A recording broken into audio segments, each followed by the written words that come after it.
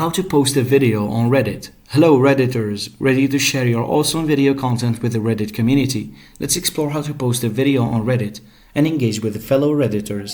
Start by launching the Reddit app on your device or visiting the Reddit website in your browser. Log into your account, then once you're logged in, tap on the Create Post button located at the bottom center of the screen on the Reddit app or at the top right corner of the screen on the Reddit website. In the Create Post menu, select the video post type. This will allow you to upload a video directly to Reddit. Tap on Choose File, then upload the video file from your device.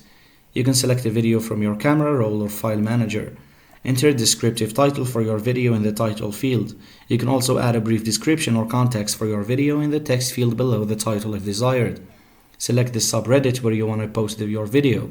You can type the name of the subreddit in the Choose a Community field or select from your subscribed communities.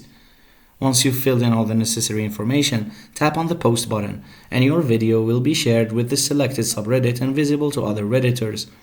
Thanks for watching everyone, and don't forget to subscribe.